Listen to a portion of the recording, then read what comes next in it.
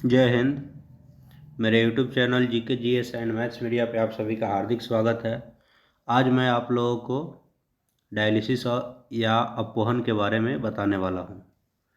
और देखिए, डायलिसिस क्यों किया जाता है।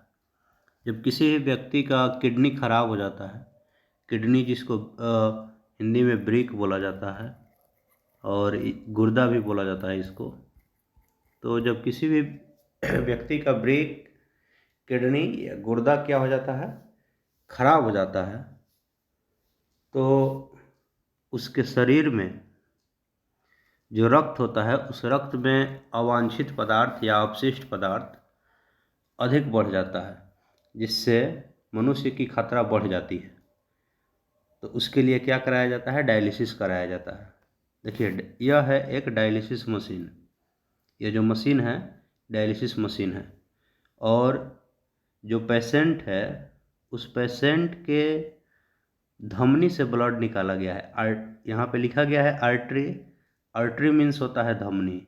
अब देखिए, धमनी से ब्लड को निकाला गया है और रास्ते में जो मशीन है उसमें एक पंप लगा दिया गया है, ताकि पंप ब्लड को क्या करे, तेज़ी से पुश कर सके, ढकेल सके। Pump to push blood through dialyser. ठीक है, यहाँ पे क्या करेगा, पंप जो है ब्लड को तेज़ी से पुश करेगा, ढकेलेगा। तो धमनी से जो है डर्टी ब्लड को निकाल करके और डायलिसिस मशीन में डाला जाता है।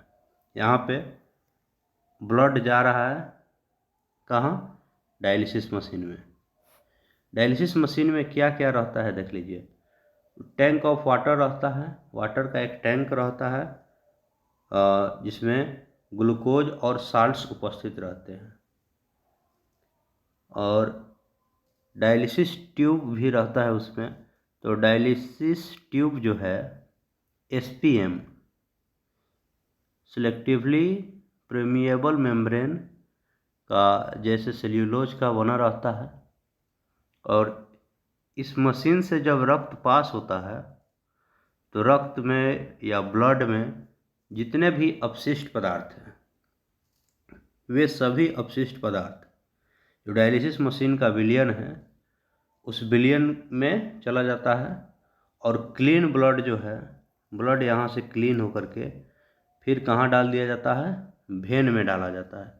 तो आपको एक बात याद रखना होगा कि डायलिसिस करते वक्त जो पेशेंट है, उसके धमनी से, आर्टरी से क्या निकाला जाता है, डर्टी ब्लड को निकाला जाता है। डायलिसिस मशीन में जब ब्लड क्या हो जाता है, आपका क्लीन हो जाएगा, तो उसको फिर कहाँ डाल देंगे, वेन में, यानी सीरा में डाल दिया जाएगा। अब इसके बाद देखिए इसमें क्या है, कृत्रिम ब्रिक। कृत्रिम ब्रिक ब्रैकेट में है अपवहन। देखिए, यह जो कट है, यह NCERT का कट है। इसको सावधानी से देखिए, क्या बताया जा रहा है। बोला जा रहा है कि उत्तर जीविता के लिए ब्रिक जैव अंग है। आदमी को जीवित रहने के लिए ब्रिक जो है बहुत ज़रूरी होता है। ब्रिक हमारे शरीर का एक ऐसा अंग है जो अगर हमारे शरीर में उपस्थित नहीं रहे तो इसके बिना हम लोग जीवित नहीं रह सकते हैं। कई कारक जैसे संक्रमण, आघात या ब्रिक में सीमित रुधिर प्रवाह ब्रिक की क्रियाशीलता को कम कर देते हैं। सीमित रुधिर प्रवाह ब्रिक की क्रियाशीलता को कम कर देते हैं। यह जो है शरीर में विषैले अपशिष्ट को संचित कराता है, जिससे मृत्यु भी हो सकती है। अगर किसी व्यक्ति का किडनी जो है खराब है, तो उसका जो किडनी जब खराब हो जाएगा तो उसके शरीर में बहुत सारा विषैला अपशिष्ट जो है लोड हो जाएगा, संचित हो जाएगा। और इस प्रकार यदि उसका डायलिसिस नहीं कराया गया तो उस व्यक्ति की मृत्यु भी हो सकती है।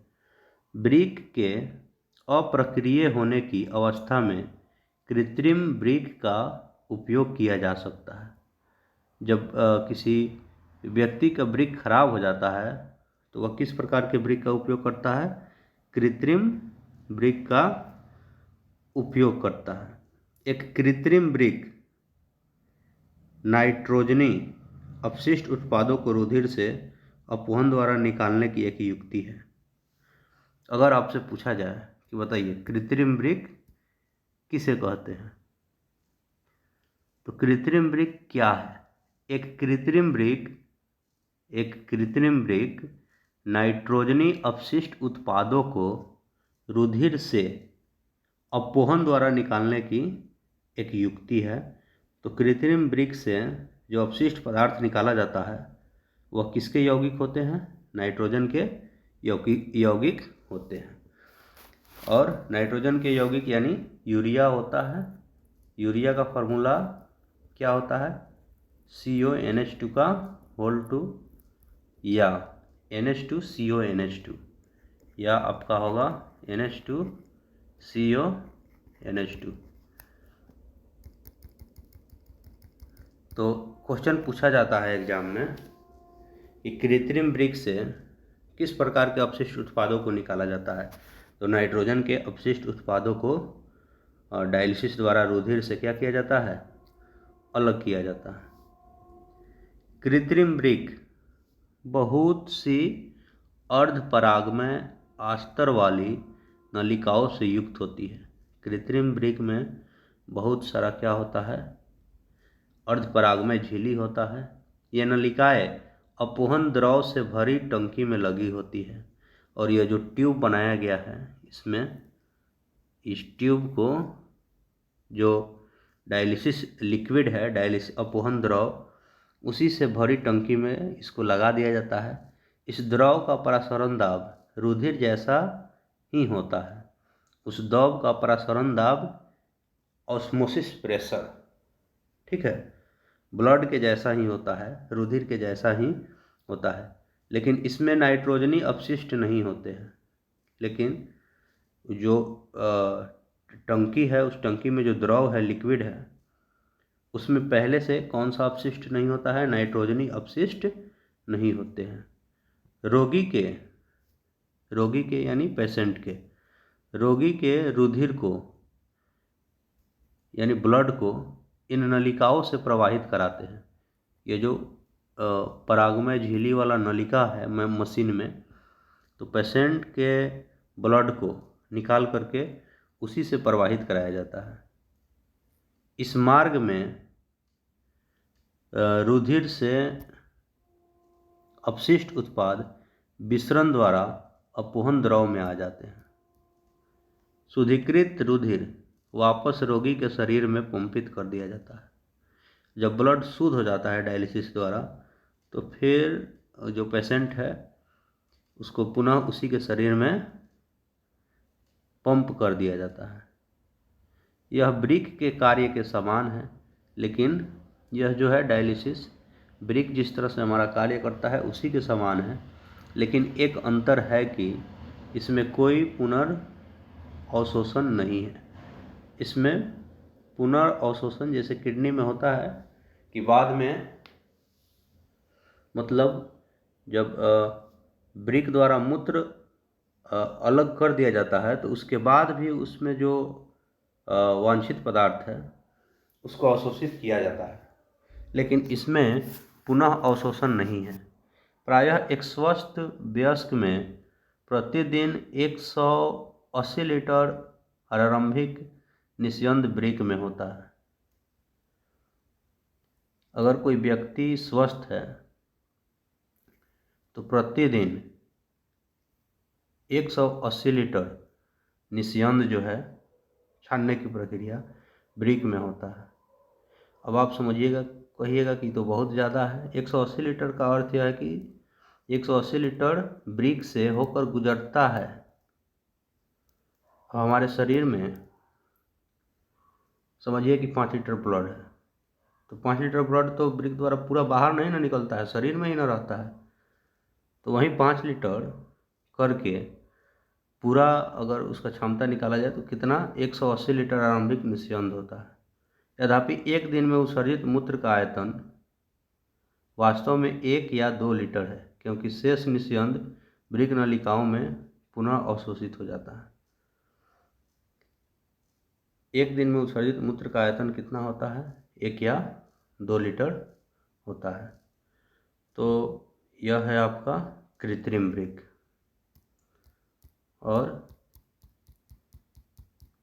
कृत्रिम वृक्क में क्या किया जाता है? डायलिसिस करके जो ब्लड में विषैला नाइट्रोजन युक्त यौगिक जमा हो जाता है, उसको अलग कर दिया जाता है। देखिए फिगर में क्या बताया गया है। फिगर में एक पेशेंट है, रोगी है। रोगी के भुजाओं से ब्लड निकाला गया है। ब्लड को निकाल करके धमनी से पंप का मार्ग है, ठीक है, धमनी से ब्लड को निकालेंगे और उसको भेजेंगे डायलिसिस मशीन में। यहाँ भी भेजा गया है। और डायलिसिस मशीन में भेजने के बाद जब ब्लड क्लीन हो जाएगा तो उस क्लीन ब्लड को फिर रोगी के शरीर में उसके उपकरण से शिरा का मार्ग में डाल दिया जाता है। शिरे के रास्ते से उसको डाल दिया जाता है रोगी के शरीर में। तो अगर यह वीडियो आपको अच्छा लगा हो तो आप मेरे चैनल को सब्सक्राइब कीजिए, वीडियो को लाइक कीजिए और अपने दोस्तों के साथ शेयर कीजिए। ठीक है, जय हिंद।